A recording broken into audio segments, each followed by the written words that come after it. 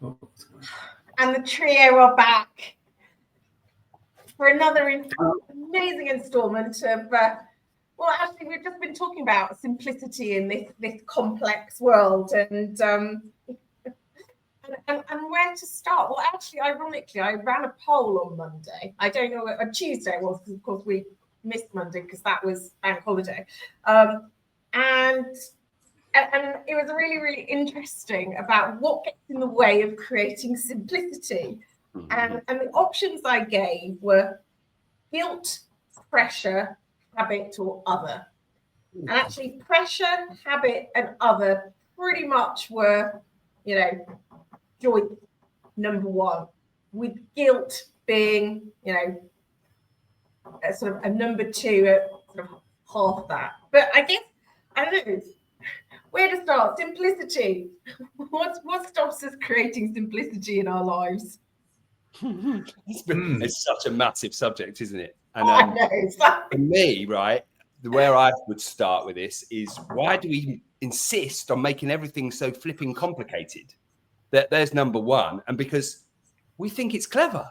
We think complicated equals clever equals smart. So therefore, in our lives, we had all these layers of stuff, of things to do, of ways to be, because we think it's smart.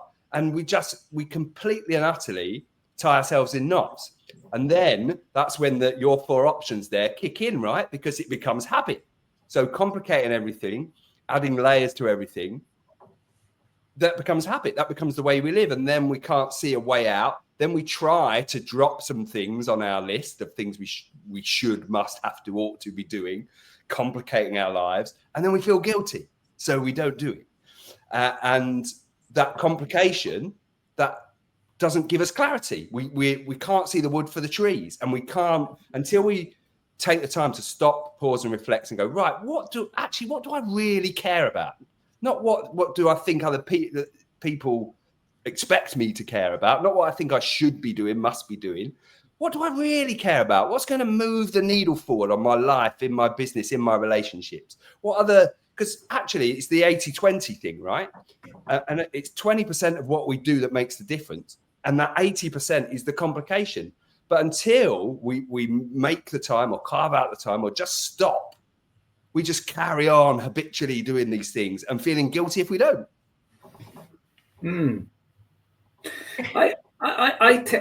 This is only a conversation I was having a couple of days ago with someone. And I think one of the reasons why our life is so complex is because we're not designed for the modern world. We're not built for it. Like, evolution is a very slow process. Unless you believe the world is 6,000 years old, okay, fair enough, right? But, as long as you believe in geological time, we have evolved as a species very, very little in 1 million years. Our brain that evolved all that time ago, so the cave person, the cave Dan and the cave Laura, whoever they were back then, they process the world in the same way that Mark, Dan, and Laura process the world today. Except the world that Mark, Dan, and Laura have to process today is ferocious. It has so much going on. There's so much to contemplate and to think about. And I was only thinking about it, like, so from that perspective, like you go back far enough, and life was have to find food, have to keep warm, have to survive to tomorrow. Okay, then it was simple. It was completely simple, and we knew what had to happen. And if we look at our own lives, right? If I go camping a lot, right? So when I go camping, I'm away, I'm in a forest. There's no complexity to what I have to do. I may have to light a fire. We have a fire at night. We have to cook a bit of food.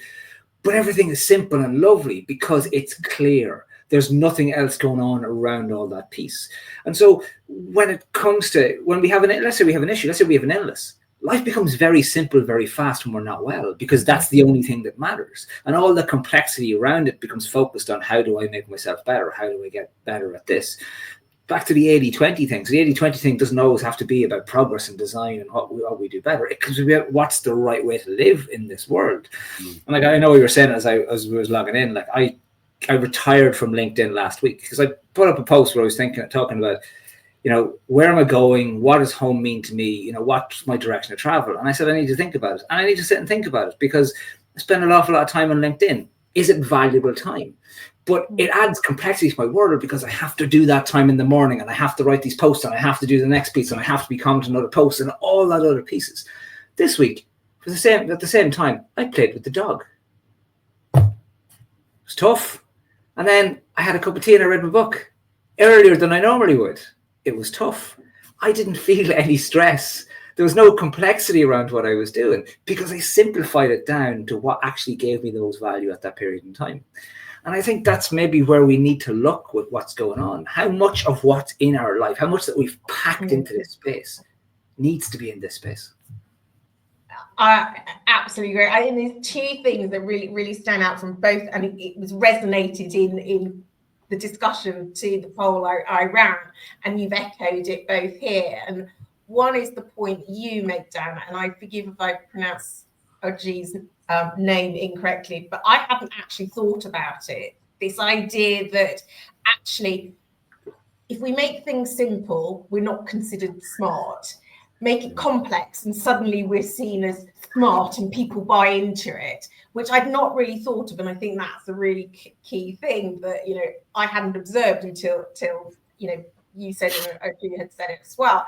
And then the other point that you make, Mark, here, and this was something that Carol mentioned in point, is it's our relation to the world, or our relationship to the way that the world is going around us. So, i.e. that the world is always going to spin, whatever pace it's going to spin, it will have its level of complexity, but it's our relationship to that world and what matters most in that moment. And I think that's really true. I think too many are drawn into the noise of the complexity for, you know, part of the reasons that, you know, you've shared, down the guilt and all the rest of it. And I often describe, in fact, I described it quite recently, as it's a bit like being in the dinghy on the high seas, and you're roped onto a whole series of other dinghies, which are all the, you know, moving parts of life. And the sea is going up and down, and, you know, the storms are up there, and you can't do anything about the storms, and you can't do anything about the sea. But the one thing you can do is actually, you know, throw an anchor over the side for your dinghy to ground it in what, you know, you both shared this, in what matters most to you. So then actually, when all of those other dinghies are pulling in the directions which they inevitably will, actually you are still grounded. And that, I think, is the challenge that so many have, is they're not grounded in themselves in order to be able to create that simplicity. So therefore it's too easy to get drawn into, you know, the dimensions of the other dinghies, of the complexity, the noise.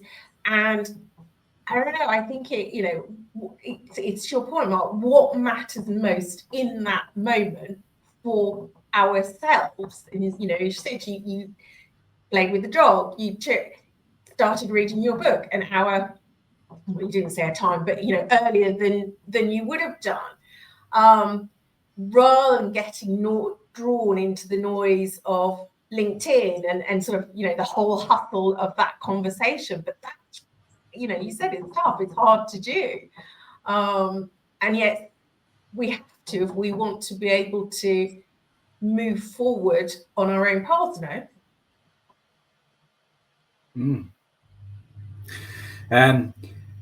Do we have to do that piece in order to be able to move forward our own paths? Like, you know, the simplicity in a complex world is because we don't really realize where our attention is going. And so where our attention goes, our energy flows. And like, a thing that I've been thinking about this week is, like, what are all the things I give my time and my capacity? Because that's what I'm given to it. What are all these things that I give my time and my capacity to? And a lot of them are habitual. Some of them are addictive. You know, I like to exercise a lot. I might be training in the gym for an hour. I go for a walk for an hour a day, right? Is that a good use of all the time I have in the day? Yes, from an exercise perspective, is it a good use of the time? I have to spend time with my kids. I make sure I make the dinner, and I have lunch, and I like to read, but I have to meet clients, and I have to do administration work, and I have to try and find clients, and I have to do LinkedIn, and then I have to make sure I ring my mother. She's not well. I sometimes have to visit her quite a lot. And then there's all the other things that I have to do, right? And notice how many times I said the word have right there. How many times did I say I have to? And because every one of those haves is another notch, another bit of pressure I'm putting on myself. And I'm attached to all of those. That's the thing. That's my challenge, is that they're all attachments for me. I'm invested in these pieces. But what's the return on those particular investments for me is the truth that it's actually giving me back this value that I really need. Is it really adding to my overall scope of my life? Like what is a simple life? What really is it? Is it a life of ease? Is it a life of joy? A friend of mine said something very interesting to me recently. He was offered a job paying nearly twice as much as he was getting paid. And he said, you know what? I don't need it. I'm getting well paid, and I'm doing very well for myself. I've got about 10 to 12 years to retirement.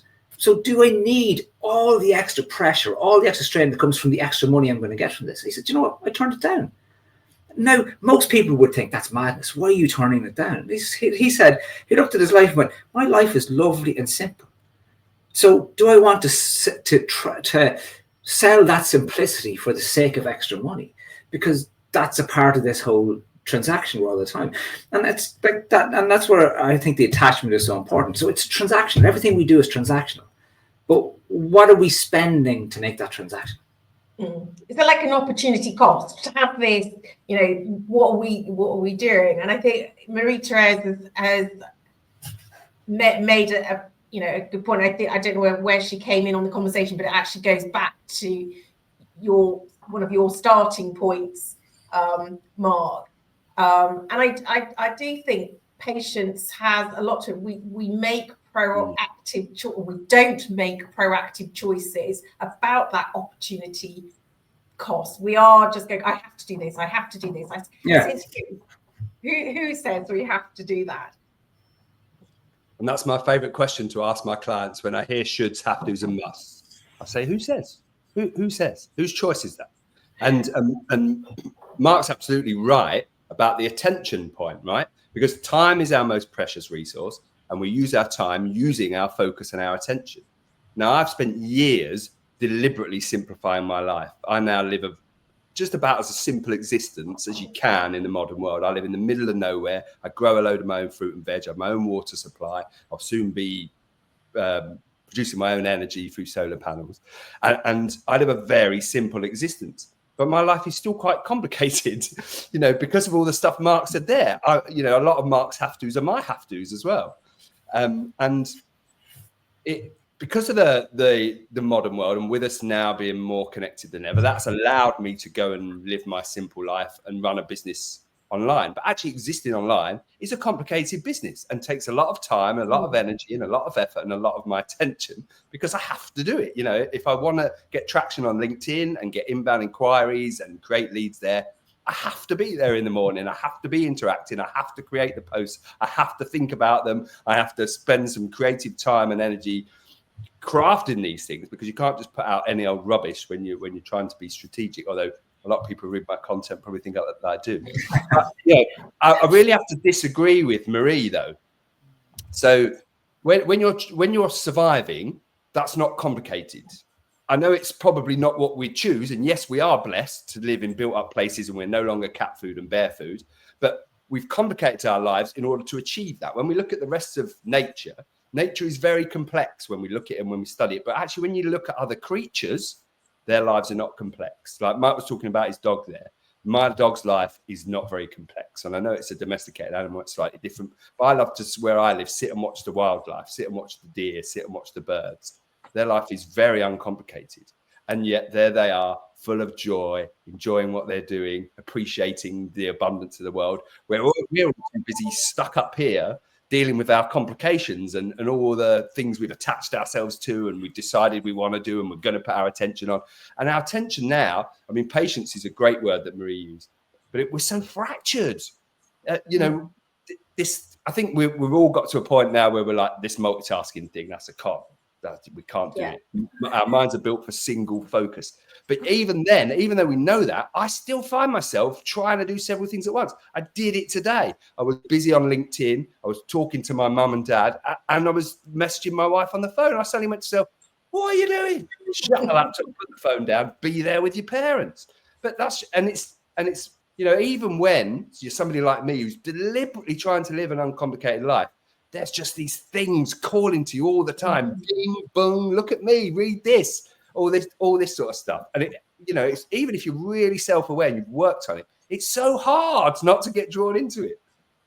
Mm. And I think that's the thing, you know, and I think it's, and I'm going back to a word that you used, Dan, and it was again brought up in the discussion on the comments. And I'm wondering, is it because it's hard? Yes, because there is a lot of noise and there's a lot of competing demands and we feel we have to.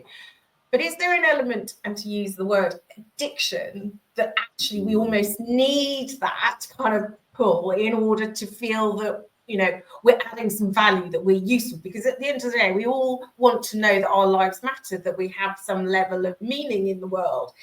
And I guess, you know, it was a very interesting, you know, thread in the conversation, and you brought it up again. So, you know, do you think we become addicted to that? We're definitely addicted to dopamine, aren't we? Boy, we like a dopamine hit. Ding! Yeah. Oh, somebody's like my post. Oh, I've got another comment. Oh, that's validated me. Yeah. Oh, You'd wonder how these companies figure that out before they put it out, before they put the likes possible on the comments, you know. But I think a lot of the thing that you're talking about there, Laura, is we're addicted to the identities we've created for ourselves. You know, the identity of being someone who's busy, the identity as being someone who has a profile on LinkedIn, who says all these profound and lovely things, but doesn't live it, you know. But hey, I'm out here. And I met an artist once, and it always struck me. She'd written this book, and it was a very small little book, and it was really deep and fabulous, and how to live a life. And it was like this story, a fairy tale, and it was just beautiful. And people used to come and meet. I knew her son, and used to say, "Oh, your mother must be wonderful." He goes, "No, she's a horrible person. She's a terrible person." He said, "But to her book," she goes, "Yeah, she wrote the book. She doesn't live the book. She just wrote the thing." And I met her, and she wasn't a very nice person. She was just a challenging and really challenging artist out there, and she lived her life to herself and to her own standards, and had her boundaries, and she protected her energy against everything else, and that was her way of doing it. But it was very interesting for how she didn't get caught in the identity of the person who wrote the book. She remained herself. And I think that identity thing is a real challenge for us, because we see the identity of others. We want to be these things, and we want to be that. And in all of this wanting, we're building the attachments that hold us to this space. And you'll know it in the coaching space, and you'll know it too, Laura. It's only when we let go of some of those attachments and realize that they're not really who we are, that we create the simplicity. I often say to clients that they'll tell me about everything going on in the world. And I will say to them, okay, before we start, you know, putting anything into that, we have to step back out of it first. We can't add to what's already too complex, because what we're going to be then, except completely overwhelmed and overburdened. So we need to come back a little bit, and then we start to add what we need, what works, and what serves us, and what actually uses our energy in the best way. And I think that's it. You know, it's, you know, all I can think of is that, you know, how much, you know, we place our value on that identity and being, you know, busy, and how are we afraid of the quiet, do you think? We're certainly afraid of being with our thoughts, aren't we? A lot of us. I know I used to be. That's why I was super busy, because I didn't want to know what was going on here. I didn't want to have to deal with how I really felt. I didn't want to have to face the fact I had chronic anxiety and insomnia, and I was on a path to exploding. So the last thing I wanted was to sit quietly with myself. And a lot of the guys who come to me are in exactly the same place, but they've got to the point where they know that's what they need to do.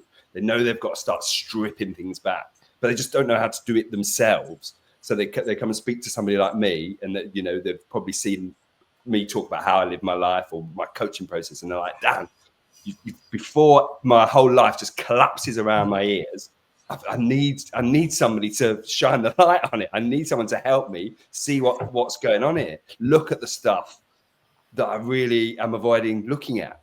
And you know, that story that we tell ourselves. I remember when in my previous career, I'd created this wonderful identity of this amazing high-flying director and producer working in sport, and I used to love performing that to people, and I used to get an amazing reaction, and boy was it validating and great approval.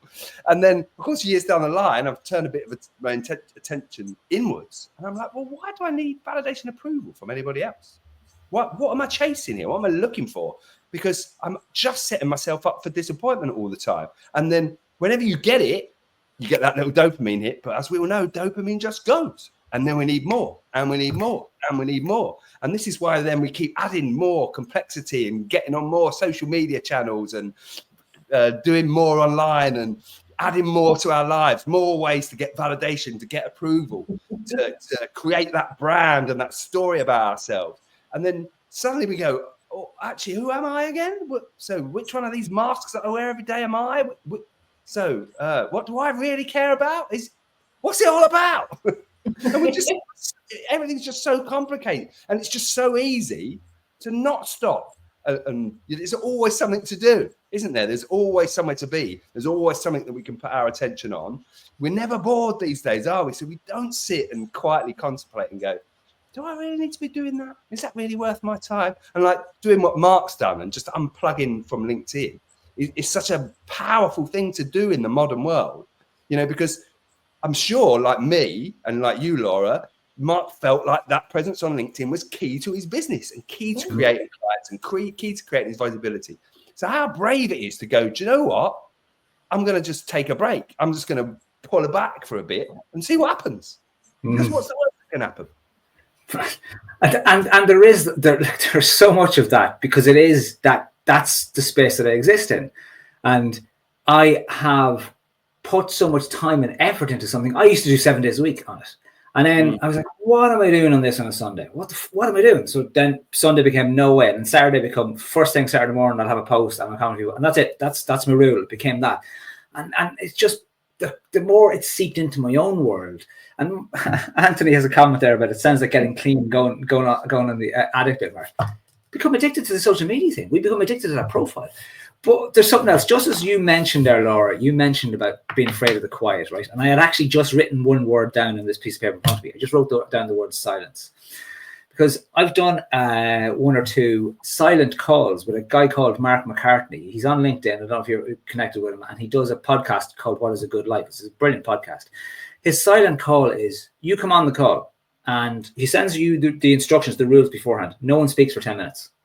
And then he'll have a prompt. There'll be a chat for 10 minutes. Then there'll be silence for 10 minutes. And then there'll be another prompt, chat for 10 minutes, silence, call ends. So you have all this silence in the call. And it is profound. He did a separate test one only recently where it was just half an hour. And it was complete silence, except you could speak once. You could say one thing, whatever it was. That was your choice. Once you spoke, you couldn't speak again. And what it really, really demonstrated to me as I was there was like, everything was silent. This wasn't. No. It wouldn't shut up. It kept on going and going and going and going. And it took a while before it shut up. And eventually there was silence everywhere. And then to even speak was to break a silence that was really lovely, that we were really enjoying. And it just went to demonstrate how much noise there is in the space and in our head that's not got real value, that doesn't really add anything to anything that's actually happening. And it reminded me, I did a 10-day silent retreat once where there was no speaking for 10 whole days. And after about a day and a half, when my mind finally shut up and allowed me for silence, it was profound and it was lovely and it was wonderful. And I thought I could do this again forever. Now, by the time I got to 10 days, I started speaking for an entire day and didn't shut up. But, you get to the other side of it. But that was the power of absolute silence was just lovely. And we lived in a simplistic way. But the point of the 10-day silent retreat was to bring it back to be so simple that you didn't even need to speak. That's how simple we were going to be. And it kind of was true. But that is because things were worked out for you. But it was lovely to experience that and not to have the noise here and the noise here going on all the time. There's lots of brilliant comments coming up in the chat. Posted an excellent one, yeah. I'm just going to go back to Anthony's one because I think it still relevant. Is that it is like getting clean because we've got to unlearn that message in the way of being busy all the time. Carl is saying, fear of missing out often drives our desire to feel busy. Big one, isn't it? And again, that taps into one of our real innate drives to want to feel part of something. And again, talking about humans millennia ago, which we're not that far evolved from, that, you know, if you weren't part of the tribe, you were dead. You were going to get eaten, or you're going to get killed by the other tribe. So we have a real innate drive to want to be part of tribes, to want to be included. And that's what drives fear of missing out, which is Carl's point there. So absolutely it does. And there's so much going on. We've got access to so many things. We think, oh, I really want to be part of that. Oh, I really want to do that. And then all you end up doing is never giving any of them your full attention and your full self. And I love Marie's point. I really want to comment on that, Laura, because the systems that we have, you know, talking there about innate drives, and at this point is absolutely spot on.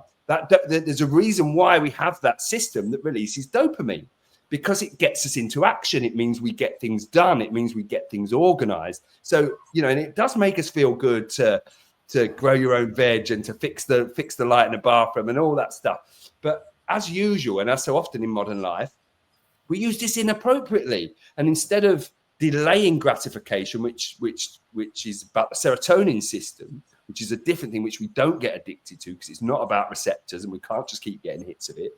We want everything now. And I think it was Marie that said earlier, wasn't it, about patience? And that's why we don't have any patience anymore in the modern world, because we know we can have everything now. So we want it now. So we want the dopamine now.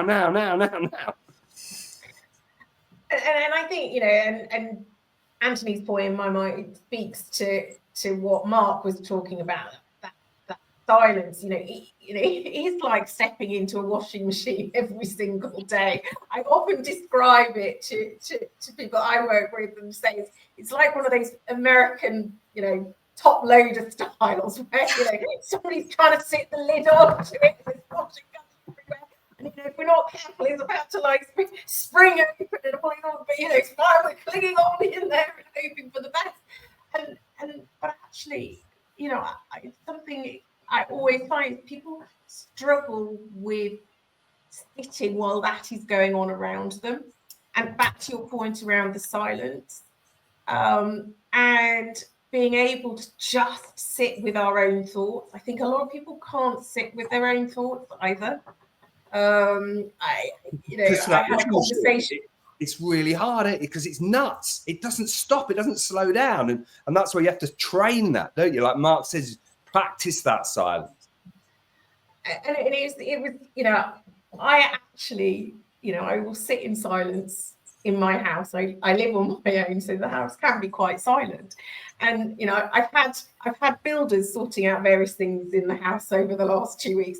And it's been incredibly noisy in the house. And they keep saying to me, I don't know how you can sit in this place with it so quiet. I said, I love it, you know, that it's just so quiet because I can actually hear myself think. I mean, I'm going on after this to my sister's house with 4 kids and chaos around me. And that, you know, I come away feeling like, you know, I have been in a washing machine. So, you know, because I've got my own noise going on, and then there is a whole load of external noise for which, you know, I'm just not tuned into, I guess. But I think it's how do we find that grounding, you know, that moment where we can stand in that maelstrom of, you know, the complexity and the noise in order to create that simplicity for ourselves. I'm just sort of slowly catching up on all the comments here.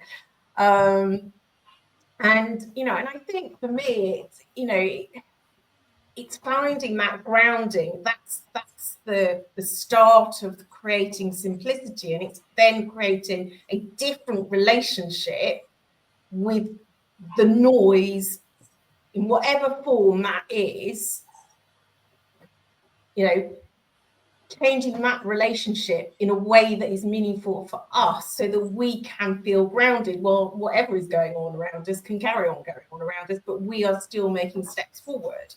And I suppose that's kind of where I'm sitting. I mean, I know, have I oversimplified it? No, I think it's spot on. Right? And that grounding is about knowing who you are. And in order to do that, you've got to quiet that noise down, because otherwise you'll never get to sit quietly with yourself and appreciate what you really value. What are your core values? What are you really all about? What do you pin your mask to and say, yeah, that's me? And it's not the story. It's not your name and where you're from and what job you do and all that. That's not who you are. It's what you deeply care about, you know, what the things that you're passionate about, the things that light you up. And they're few and far between, and it tends to be about ways of feeling for humans. But if we don't ever just take that time to uncomplicate, to sit in silence, to allow that chatter to just come and go. There's a reason why we call it a train of thought, because like other trains, you don't have to get on. You can let the train come in and let the train go. So you have to practice that. You know, Dimitri's made a good point here. We don't spend any time in the moment, do we? We're always neurosing about the past or worrying about the future. And so we don't get to appreciate the true beauty and depth of life.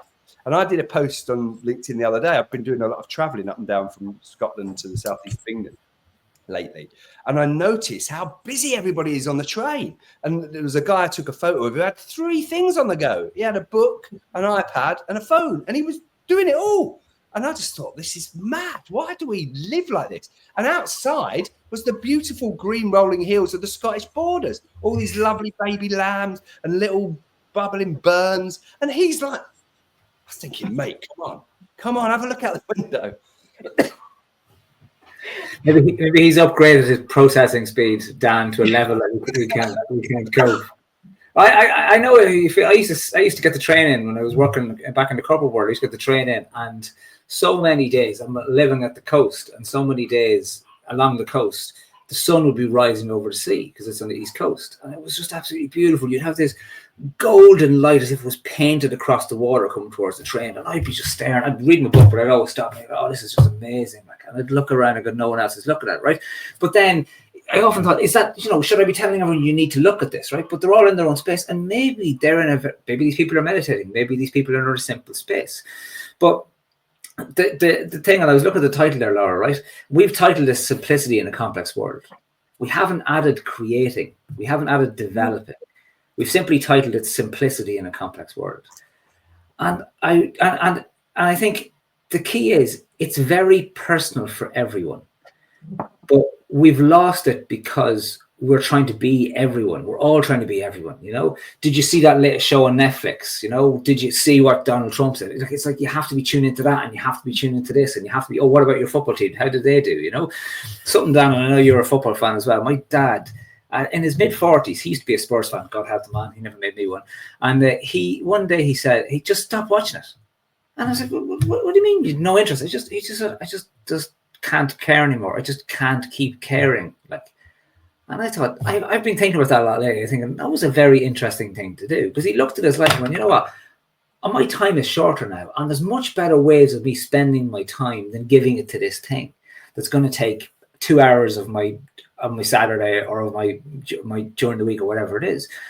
And is that, as we evolve, as we think about this, is that how we create that simplicity? Because we start to look at, you know what, I've been in my life for 20 years, but it doesn't fit anymore, right? And I hope my wife doesn't think that about me, because that's a real problem, right? But I mean it in terms of, and the only thing she's not replacing this house has me worried, right?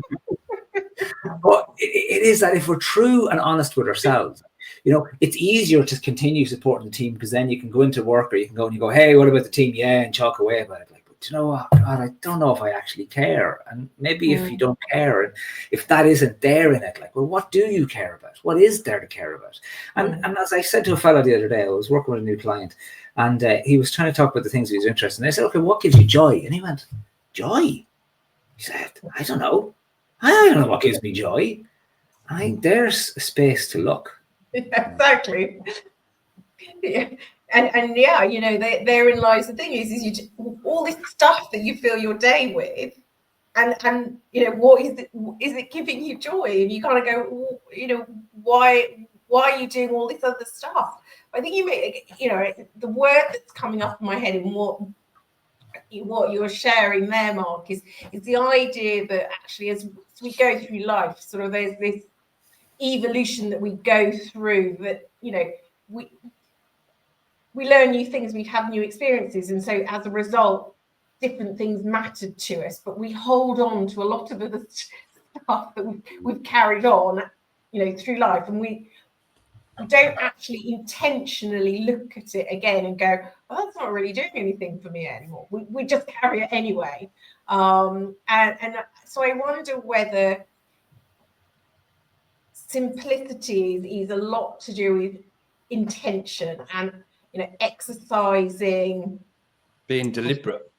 Yeah, absolutely. In that sense, it's all, the word that's bringing in my head is muscle. It's like almost like we've actually got to, look at it and actually train ourselves as to, is this really serving? Why am I doing this? Do I still love that? I'm talking about football. When actually, really, I don't have any interest in it anymore. I know for myself, it's like, my desire to step back into a full-on corporate role, is definitely past. Yeah, I still get drawn into those conversations and suddenly have like these narratives there. I'm like, why do I need that narrative? It's not a world that I want to. So I have to intentionally step away, which, in order to keep my life simple for what I want for me. But, that takes some extraction on my part from some conversations. Isn't it mad that simplicity takes so much effort? Who thought? But yet in the modern world, it really does. It takes a lot of intention. It takes some discipline. It takes a bit of commitment. It takes a bit of time of looking at everything you do in your life. It's happened to my dad recently. So my dad's not been well and he's had surgery and he had cancer. And thankfully now he's over that and he's recovering. But it's really made him stop and look at his life and go, including the football, actually. He's been a season ticket holder at West Ham for as long as I know, as long as I can remember. And he turned to me one night a couple of weeks ago. He said, do you know what, boy? I don't think I care anymore. I don't think I'm going. And I'm like, and he's serious. And he keeps telling everyone and nobody believes him. But he is serious. He's looked at it. He's looked at the time he spends, the money he spends. And he thinks, what do I get out of it? What am I doing with my life? Why am I spending what could be my last few years, hours on trains, hours queuing up to get in and out of football games, and watching a rubbish 90 minutes, because let's face it, West Ham are not very good right now. And he's sat back and just gone, what's it all for? There's much better things I could be doing with my time. And I'm still amazed by it, but hats off to him. It's a reevaluation of priorities, and we go through it all the time. What are our priorities at different stages? And that evaluation is important. Carol had a lovely comment and touched on something there, around switching off, Jesus, having the news on his desk on the screen all the time. That's, especially that thing on repeat as it drums it into you. I love music too. I absolutely love music. I go to loads of music. And when I remember, when I'm sitting there, I'm like, oh God, I'm busy, whatever. And then I put on something that I love. I'm like, wait a second. There's a different pace to this world. There's a different sound to this world if we want to hear it, And even if we want to go simplicity, when you're camping and you're in a forest, you wake up early in the morning, there's a beautiful music playing and it is very simple and very true. It's just lovely. And it takes away the complexity completely from whatever's going on in your world as you engage in that. So what we're saying really is simplicity isn't the absence of effort, really. It's more, it's the presence of intention, would we say? Oh, I like that. Yeah, it's exactly that, isn't it? It is cultivating some silence and some simplicity and blocking out that noise. You have to deliberately intend to because it's so everywhere and so in our faces now. And even where I live in the middle of nowhere, I've got all these devices calling to me. But I'm very fortunate. I can wake up to that sound every day, and I do. And first thing I do in the morning is I go outside with my dog, and I'm just grateful. I get into sensing and feeling mode, mindfulness. There isn't any chatter up here. The minute any chatter starts, I start affirmations because I don't want it. I'm not interested in what I'm doing today, what I'm having for dinner, what client calls I've got at that point. Time. I'm just not. I want to listen to the birds. I want to feel the wind on my face. I want to look out for the deer. I want to see the lambs all gathering up in groups and running around and being nuts. That's where I want to be, and that's beautiful, and it's simple, and it's joyful. Mark mentioned joy. For me, that's joy. And again, Joy, we have to be deliberate about it, because there's so much that takes our attention away from what brings us joy. And the simpler we can make things, and the quieter we can make things, but it's intentional and it's deliberate, because if we're not intentional and deliberate, we'll just get caught up in the complexity of the world. I think you're absolutely right. The intentionality thing is crucial, because I live, as you know, in the centre of town, so I do not live in the middle of nowhere. But I can sit in a morning and actually just tune into the birds and hear, the peace, and I, but I intentionally listen to that. Yeah, you tune into it. Yeah, exactly. I'm tuning into the silence, because it's giving me the simplicity, it's giving me the grounding, and yeah, it completely changes the frame in which I approach the day. And I've really noticed if I have to rush and I skip that part of the day, what a difference it makes to the rhythm of my day, and how I get more drawn into the noise if I ignore that. I think it's really key. So I'm very conscious that we're coming to a close. So final thoughts on simplicity, Mark. What would you share? Well, I like what you're saying there, Laura. And like my daily practice, the first thing I do most days will be qigong on my bare feet in the garden. And you're hearing the birds sing as the sun is coming into the day. But I'm often reminded from a simplicity perspective, because we mentioned nature a few times there, right? And nature, and even if we go back to that the Stone Age comparison we did at the very start, right? And the simplicity in it, because it's intentional all the time. It's always intentional, despite the complexity. It's intentional. And a lot of my mornings, I would be at the beach first thing in the morning, and it's empty. It's just me on the beach. It's just gorgeous. It's a lovely place to be. And I just noticed Anthony's comment there, and I read H is for Hawk last year, and it's one of the most inspiring things I ever read. So I'd love to chat to him about Hawk someday. But I often think of this Mary Oliver poem, and it's so simple and it's so true. It's just I go down to the shore in the morning, and if I get it right, no matter the hour, the waves are rolling in or rolling out, and I think, oh, what shall I do? What shall I do? And the sea says in its lovely voice, excuse me, I have work to do. I love it for its simplicity. We go down with all our complexity and we think everything is so important, but the sea is just, look, I'm busy. I'm busy being the sea. So maybe what we need to be just is being busy, be ourselves instead of being busy, being whatever we need to be. We think we need to be. Yeah, performing. Gathering. I really love that. So perhaps we all just have to be the sea. There you go. Great advice. What a way to end. Exactly. Well, look, it's lovely to have you join us all again this month. We look forward to having you next month. Have a great evening all. Take care. Bye.